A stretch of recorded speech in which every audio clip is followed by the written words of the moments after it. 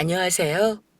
저는 대구 광역시에 살고 있는 66세 여성입니다. 어릴 적 동네에서 관상 보던 할머니가 저를 가만 보고 남편 복은 있겠다고 했던 말이 노년이 된 지금이야 많이 생각나네요. 팔자에 타고나길 사람마다 복을 하나씩은 준다고 하는데 저는 필시 남편 복은 있었나 봐요.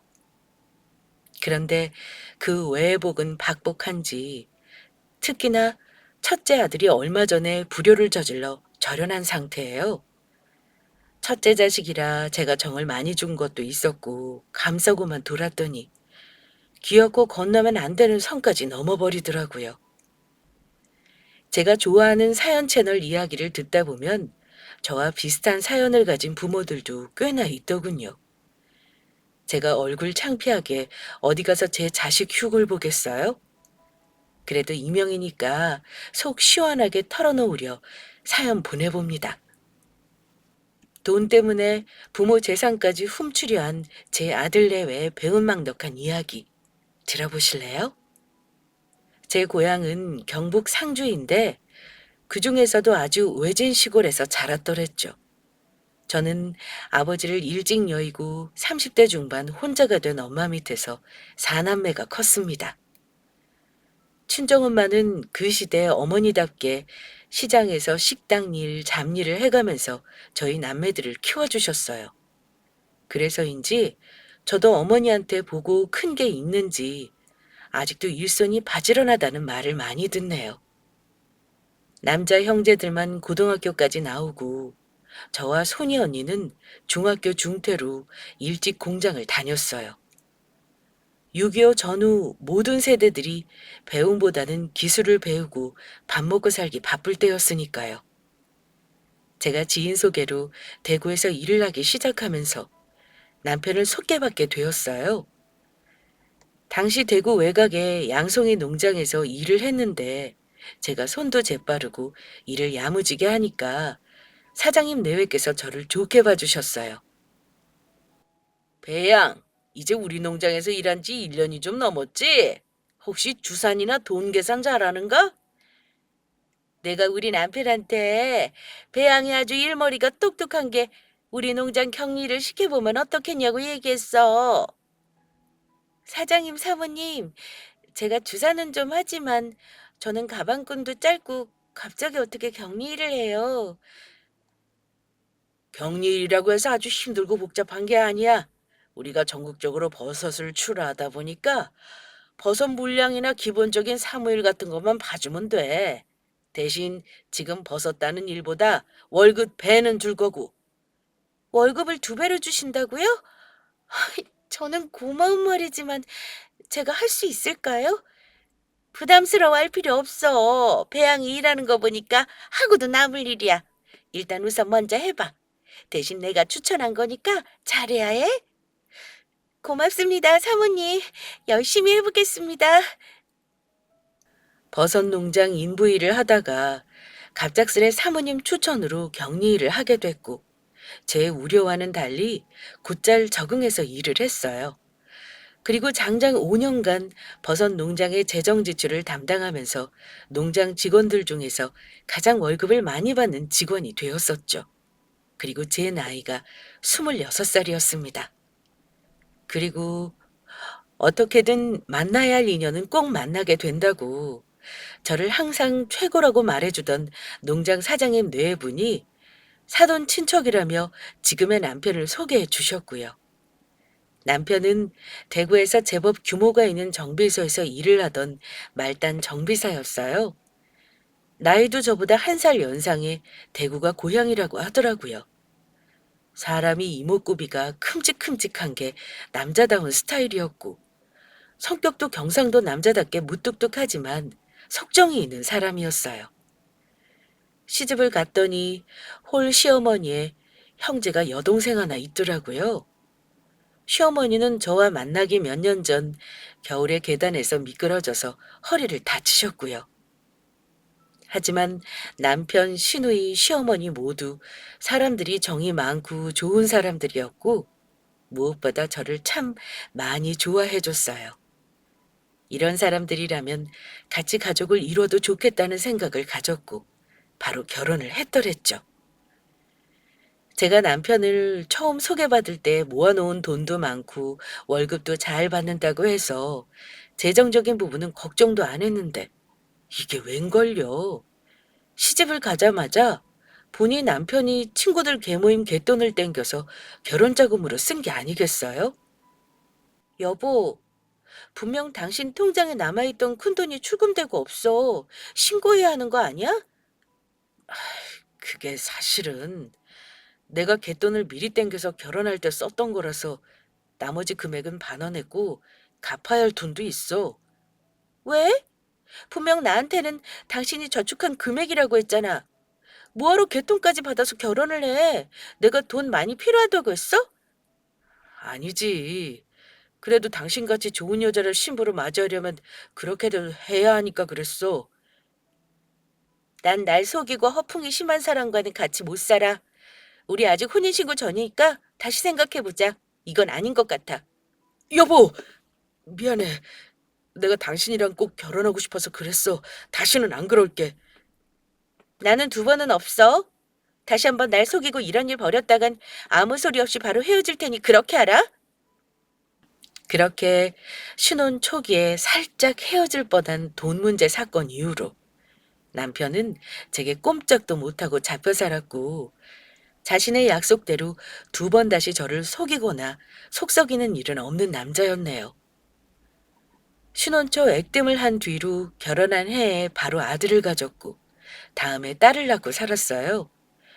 저는 버섯농장 재정관리를 5년 넘게 해서인지 지방 가게 관리는 눈 감고 할 정도로 똑소리 나게 했고 결혼 5년 만에 작은 아파트를 저희 자가로 처음 구매하게 됐어요.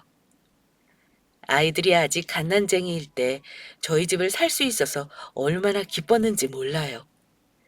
남편은 저 덕분에 작은 아파트라도 샀다면서 명의도 제 앞으로 하라고 하더군요. 지금 생각해보면 아직 젊고 작은 것 하나도 행복해하던 그 시절이 가장 행복한 순간이 아니었나 싶네요. 모든 것이 좋을 수 없다는 말처럼 남편과 제 사이는 좋은 편이었고 나이가 들수록 재산 모아가는 재미도 있었지만 저희 부부에게도 말 못할 소갈이가 하나 있었어요. 바로 자식 문제였죠. 첫째 아들은 자라면서 유독 공부에 취미가 없었고 10대, 20대에 안 좋은 친구들과 어울려 방황하더니 서른이 될 때까지 정신을 못 차렸어요. 다행히 서른쯤에 친구 소개로 며느리를 만나 정신을 좀 차리는가 싶더니 직장도 길게 다니지 못하고 몇 개월에 한 번씩 계속 옮겨 다니더라고요. 그러다 보니 저희 부부에게 계속 돈 때문에 손을 벌리는 일도 많았고요. 그래도 둘째 딸은 결혼을 안 한다고 독신을 고수해서 그렇지 대학교 교직원 일을 하면서 자기 앞가림은 똑소리 나게 하는 애였으니 아들에 비하면 그나마 덜했다고 할까요? 아들이 결혼을 하고 신혼 초에 며느리를 데리고 저희 집에 찾아왔을 무렵이었어요. 알고 보니 며느리가 신혼여행에서 아이를 가져서 손주를 임신한 게 아니겠어요? 제 인생 첫 손주라니 그날의 기쁨과 감동은 이루 말할 수 없었네요. 아버지, 아내가 이제 임신 8주라고 하더라고요. 이제 곧 첫 손주 보시겠네요.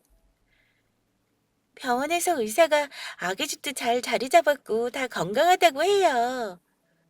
그럼 아들이야, 딸이야? 나는 이왕이면 손자를 안아보고 싶구나. 아이고, 당신도 아직 성별은 몰라. 그리고 딸이면 어떻고 아들이면 어때? 우리 손주가 건강하기만 하면 되지. 그리고 오늘은 두 분한테 다른 얘기도 있어서 왔어요. 우선 이 서류들 좀 봐주세요. 제가 알아본 PC방 사업인데 아버지 어머니가 보고 투자 좀 해주세요. 갑자기 잘 나가다가 왜 이래? 누가 사업을 한다고? 네가? 직장 하나도 1년 이상 못 다니던 놈이 무슨 사업이야? 사업이 누구 애 이름인 줄 알아? 그럼 손가락만 빨고 살아요. 곧 애도 태어나고 뭐라도 벌어먹고 살아야 하는데 저도 뭔가 해야죠. 명준아, 갑자기 PC방 사업이라니. 아빠 엄마는 처음 듣는 말이라서 너무 당황스럽구나. 말만 안 들였지 지난 2년간 계속 알아보고 준비하던 일이에요. 돈이 없어서 그렇죠. 돈 없다는 건 다 핑계야. 어떻게든 하고 싶은 게 있으면 사람이 절실하고 알아서 움직이게 되어 있어. 그렇게 사업이 하고 싶다면 네가 막노동이라도 해서 자금을 모았겠지. 누가 저 같은 초짜를 써줍니까? 그리고 사람의 기본 시작이라는 게 있는데 저는 맨땅이잖아요. 함부로 못 들이대죠. 누가 30 넘게 나이 먹고 돈 한 푼 안 모으래? 얼마든지 시간 충분했고 야무지게 건실하게 살았으면 1억도 넘게 모았겠다. 허구한 날 친구 놈들이랑 술 처먹고 놀러가고 한다고 흥청망청 써재끼더니 이제 아쉽냐? 멍청한 놈. 손주 임신 발표는 너무 좋았는데 갑자기 아들이 자기는 직장 다닐 깜냥이 안 되니까 사업을 구상 중에 있다더군요. 그러면서 저와 남편에게 사업 자금을 대달라고 하는 거예요. 그 말을 끝으로 안방 분위기가 싸해지면서 남편이 울그락불그락 하는데 제 심장이 다 조마조마하더군요. 사실 아들이 몇 개월 전에 결혼할 때도 저희 부부가 전세 보증금이나 혼수에 도움을 줬었거든요. 이미 1억이 넘는 돈을 해줬는데 또 돈 얘기를 하니 남편이 노발대발 할 수밖에요. 손주가 뱃속에 있는데 혹시나 해가 갈까봐 저는 아들과 며느리를 데리고 집을 나왔어요. PC방인지 컴퓨터 게임 하는 그런 장사는 나도 모르지만 장사는 쉬운 일이 아니야. 아버지는 절대 돈 안 해주실 거고 엄마가 모아둔 돈이 좀 있으니 가게 보증금 정도는 도와주마. 진짜요? 엄마 얼마 가지고 있는데요? 저희 급하게 이것저것 컴퓨터 들여오고 가게 수리하려면 적어도 7천 정도는 있어야 하는데 그 정도 돼요? 아니, 5천만 원이 다야. 이거라도 어떻게 안 되겠니? 더 필요하지만 어쩔 수 없죠. 나머지는 저희가 구해볼게요. 고마워요, 엄마. 역시 엄마밖에 없어요. 명준아, 엄마는 다른 소원 하나도 없어. 그저 네가 이제는 마음 다잡고 네 가정에 최선을 다하고 살았으면 한다. 이 돈도 엄마가 가진 전부야. 다음은 없어. 알겠지? 저도 50대까지는 보험 일도 하고 친구랑 음식점 장사도 했었기에 따로 모아둔 돈이 5천만 원 정도 있었어요. 아이도 생기고 한 가정의 가장인 아들이 사업을 한다는데 그 돈이 뭐가 아깝겠어요.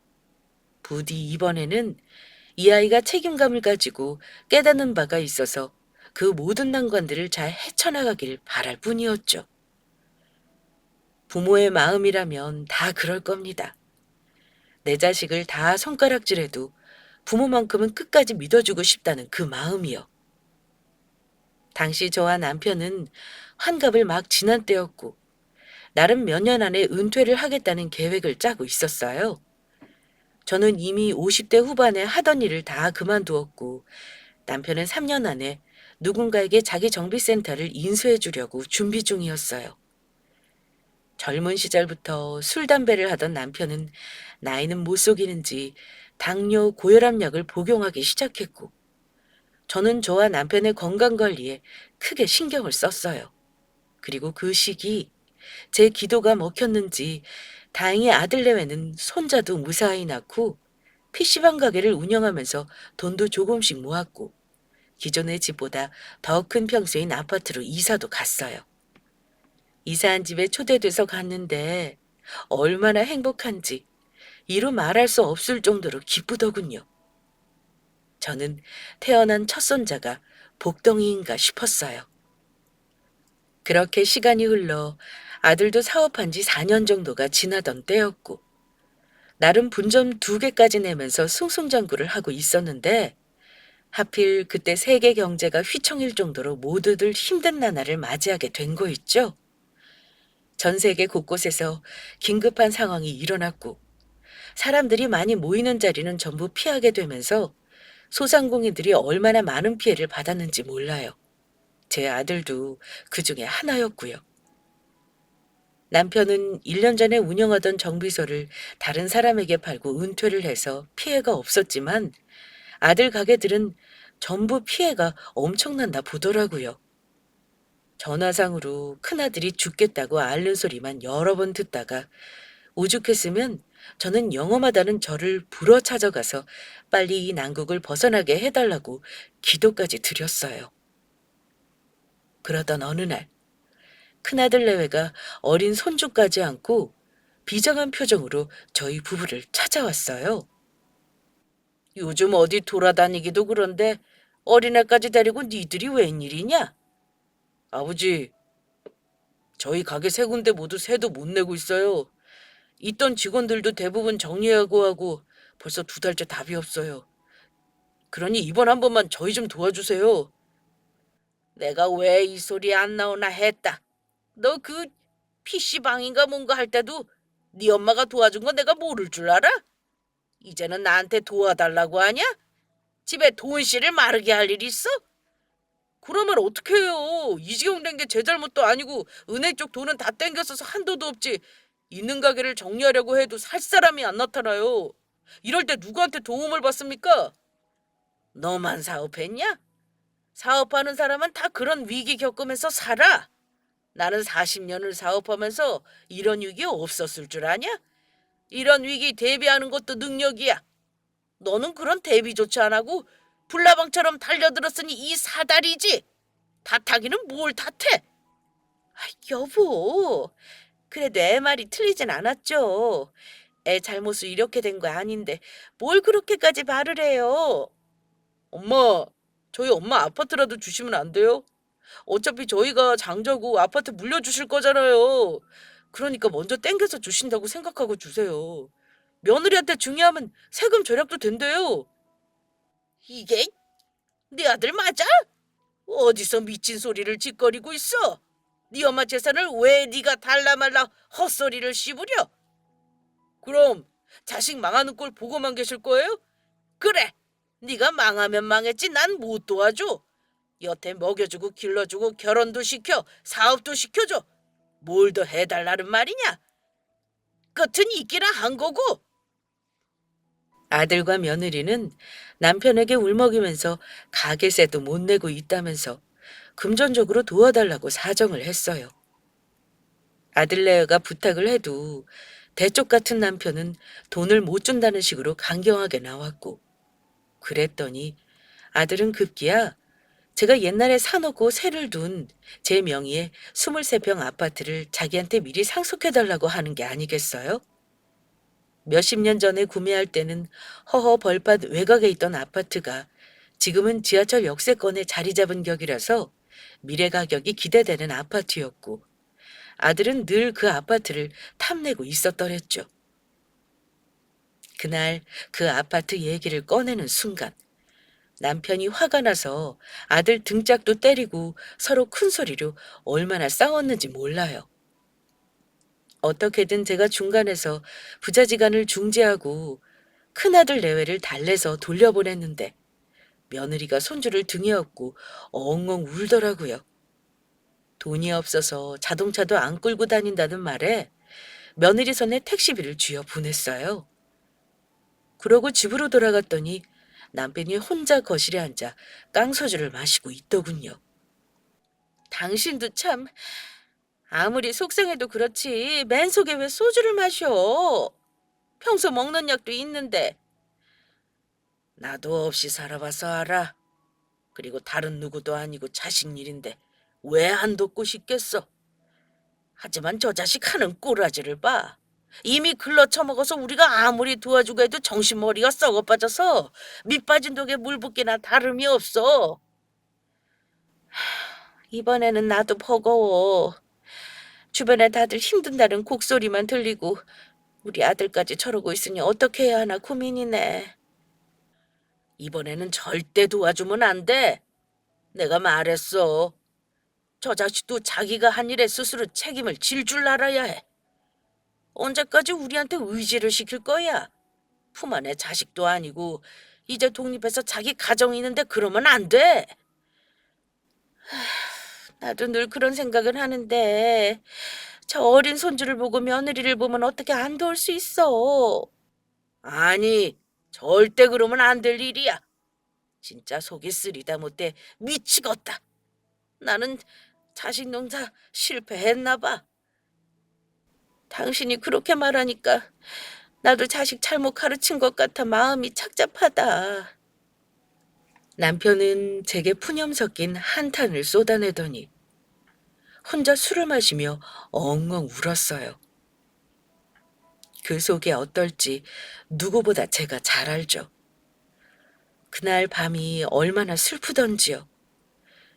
그러고 나서 며칠 뒤 이른 아침부터 외출을 한다고 분주하게 준비하던 남편 때문에 저는 아침 식사를 차리고 있었는데 화장실에서 벼랑간 쿵 하는 소리가 나는 게 아니겠어요? 무슨 소리지 싶어서 허둥지둥 가보니까 욕실 바닥에 남편이 쓰러져 있는 거예요. 그리고 그것이 남편과 마지막이었습니다. 곧바로 응급차를 불렀고 남편 응급실에 도착하자마자 남편은 숨을 거두어 버렸죠. 귀가 멍멍하니 충격으로 정신을 놓고 있는데 딸이 병원에 와서 이것저것 처리를 대신했어요. 그렇게 남편은 동맥경화로 세상을 떠났고 저희는 갑작스런 남편의 장례식을 치러야 했죠. 아들 내외, 딸, 남편 형제 및 친족들, 친구들 등 북적일 정도로 장례식에는 많은 사람들이 왔어요. 그때 제 남편 나이가 66이었는데 세계 여행이 남은 꿈이라던 푸르른 청춘의 마음으로 살던 남편이 떠나기에는 너무 이른감이 없지 않았죠.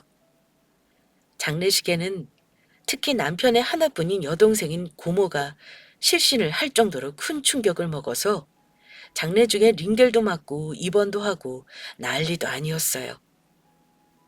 시어머니가 돌아가시고 남매 둘이서 서로를 얼마나 의지하고 살았는데 그럴 만도 했죠. 저는 장례도 치르랴, 고모 간호도 하랴 정신이 하나도 없었네요. 장례 3일째 아들네가 직원들이 얼마 없어서 가게 일손이 부족하다며 장례 끝까지 못 입고 가야 한다고 하더라고요. 그래도 자식인데 남편 가는 길 끝까지 보면 얼마나 좋을까 내심 섭섭했지만 사는 게 힘드니까 어쩔 수 없겠구나 하고 그렇게 하라고 했어요. 어머님도 너무 정신이 없으시죠? 그래도 이것저것 챙기시는 거 보니 너무 대단하세요. 해야 하는 건 해야지. 손주는 사돈께서 맡아주신 거지? 아직 애도 어리고 가게도 여러 하니 이만 가보렴.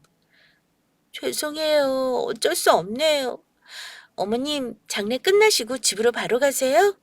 아니, 고모가 너무 상태가 안 좋아서 내가 고모네 같이 가야 할 것 같아. 그 집 자식들도 일 때문에 바쁘다는데 누가 챙길 거야. 내가 가서 챙겨야지. 그거 왜? 그냥 어머님 장례 끝나고 저희 집에도 한번 오세요. 어머님 몸 많이 상하신 것 같아서 몸보신 음식 해드리려고요. 아버님 안 계시는 집에 혼자 계시면 그렇잖아요. 말이라도 고맙다.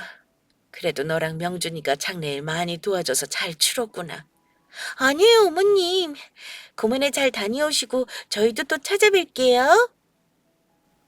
그래도 아들 내외가 장례에 와서 일도 많이 도우고 저도 위로를 살뜰히 해줬었고 역시 힘들 때는 가족이 최고다 했더랬죠. 남편의 장례를 마치고 고모네에 가려고 했는데 그 자식들이 숙모 장례 치른다고 몸도 마음도 말이 아닌데 그냥 저보고 집으로 가라고 하더군요.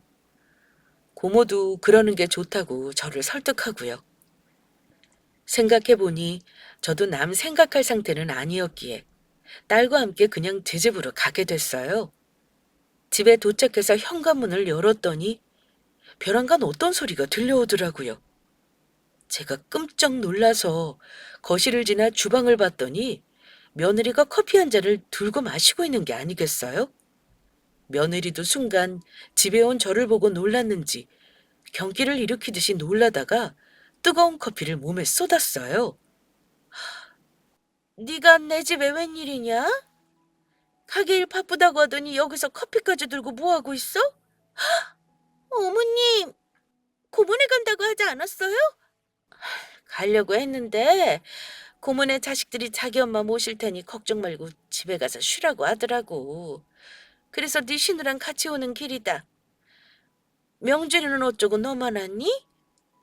그냥 어머님 집에 뭘 두고 간 게 있어서 찾으러 온 길이에요. 그이도 같이 왔어요. 그래? 어디 있니? 안 그래도 너희한테 할 말이 있어서 연락하려던 참인데 잘 됐구나. 남편은 그냥 뭘 좀 찾고 있어요. 저희가 두고 간 거요. 나도 같이 찾아줄까? 혹시 여불로 너희 건지도 모르고 어디에 치워졌는지도 몰라. 요새 내 정신머리가 말이 아니란다. 벼랑간 빈집에 며느리가 와 있으니 저와 딸까지 놀라서 허둥지둥 하는데 안방에서 뭔가 쿵쿵 하는 소리가 들리더라고요.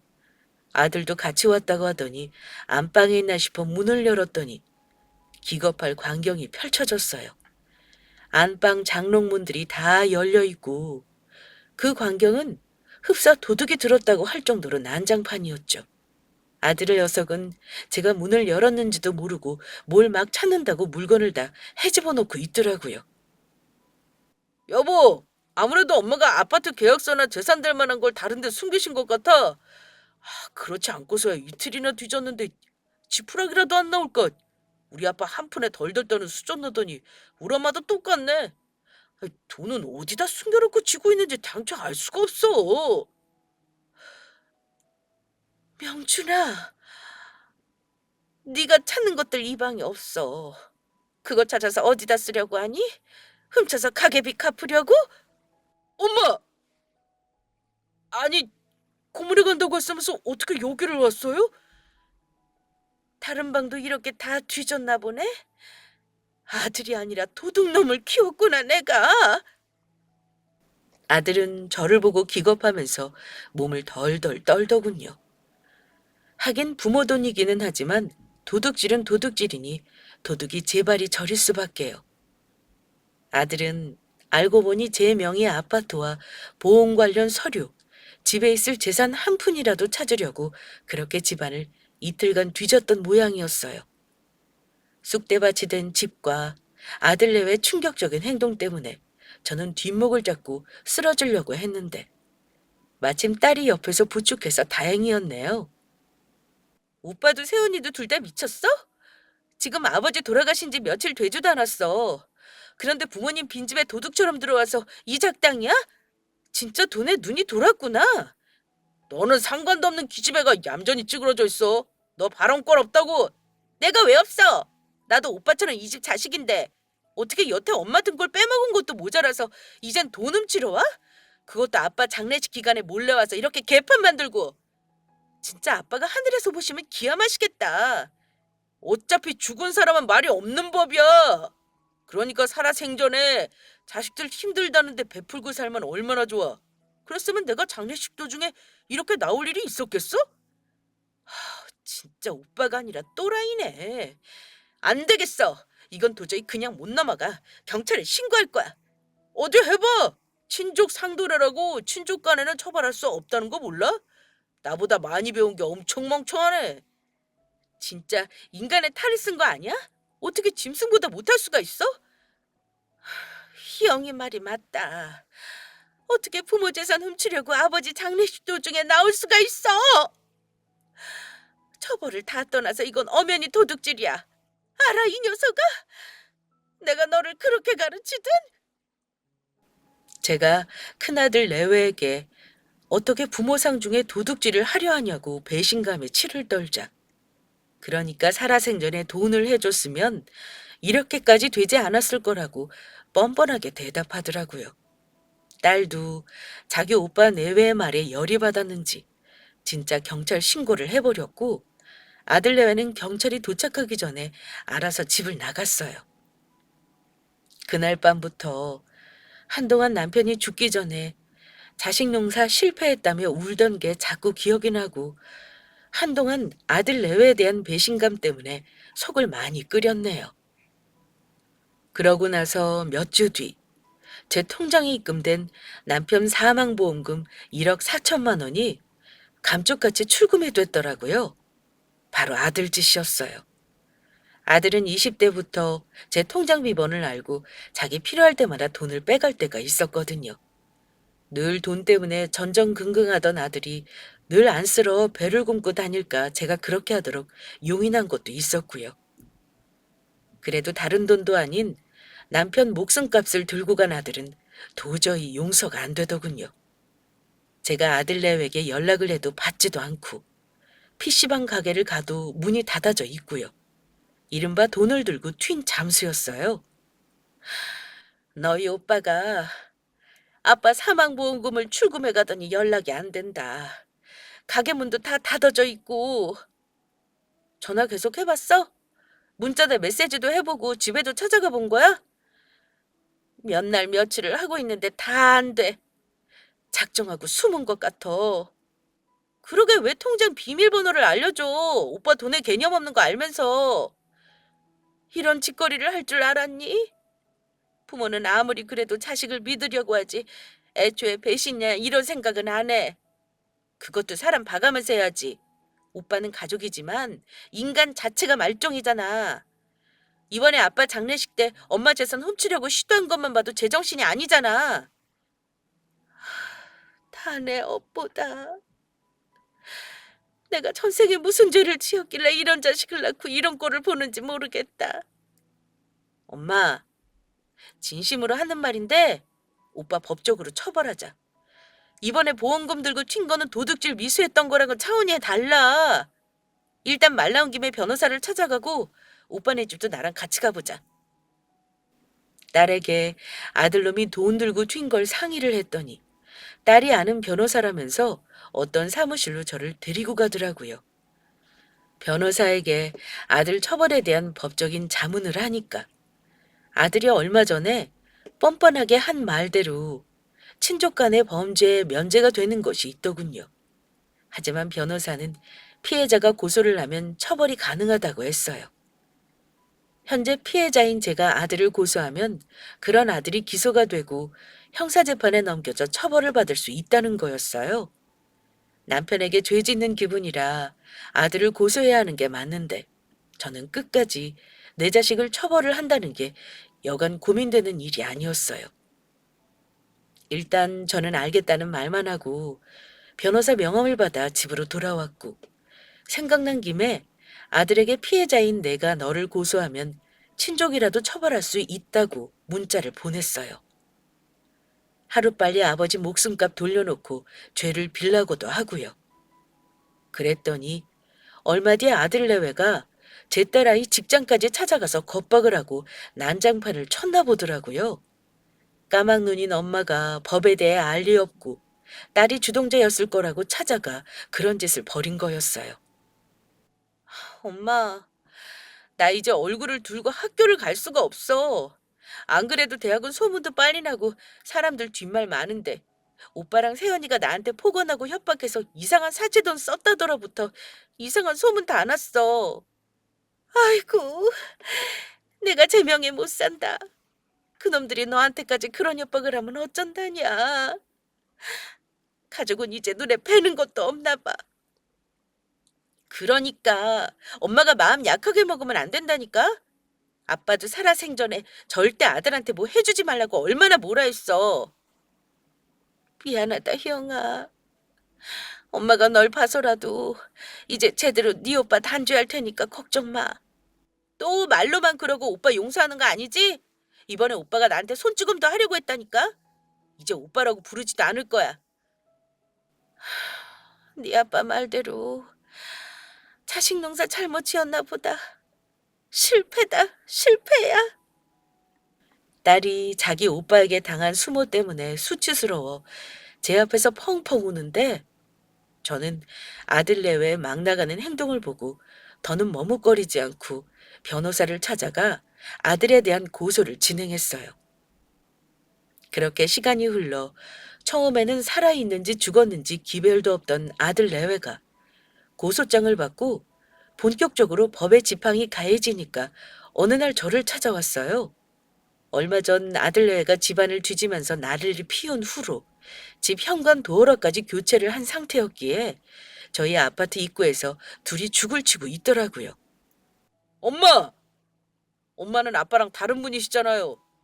아들이라면 끔뻑 죽는 분이 어떻게 고소까지 하려고 들어요? 엄마한테 자식보다 돈이 먼저였어요? 우리 엄마 고상한 척 하시더니 장난 아니셨구나. 헛소리 그만하고 나는 니들이 부모를 농락하고 함부로 돈을 꺼내간 걸 용서할 수가 없어. 그리고 네 동생 직장까지 가서 그런 행패를 벌려? 네가 내 자식 맞니? 난 차라리 어디서 내 친부모라면서 부모 부자가 짠하고 나타났으면 좋겠네요. 그럼 내가 이런 불필요한 짓들을 하지 않아도 될 텐데 말이죠. 네 자식 보기 부끄럽지도 않니? 너도 부모면서 어떻게 이런 짓들을 해?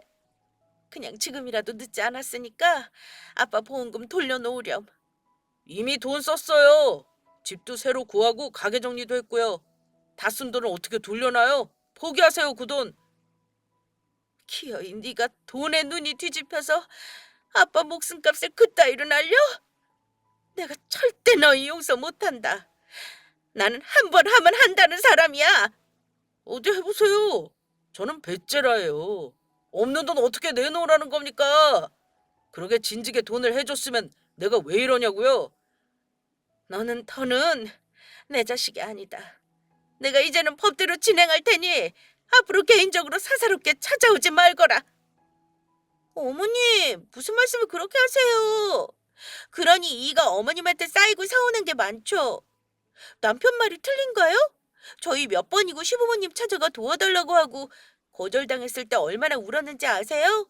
아버님은 냉정하다 생각은 했지만 어머님도 이 정도로 돈 욕심 많고 변덕 있으신지 몰랐어요. 계속 이러시면 어머님 손주도 평생 안 보여드릴 거고요. 내가 내 자식도 안 보겠다는데 하물며 손주가 중할까? 그렇게 하렴. 엄마! 일 힘들게 만들지 말고 고소 철회해 주세요. 그렇게 귀하다던 아들 진짜 콩밥 먹이실 건 아니죠?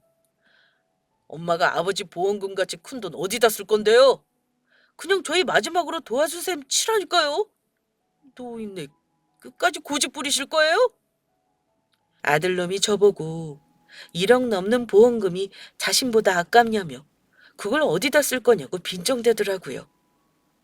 저는 그런 아들 내외에게 평생 남편 목숨값 쓸 생각 없었다며 제가 죽기 전에 사회에 환원하고 갈 거라고 했어요. 아들은 사과나 자신이 한 짓에 대해 빌기는커녕 제가 자기 일에 마음이 약하다는 걸 영악하게 간파하고 되려 아주 당당하게 도와준 걸로 하고 넘어가자는 거예요.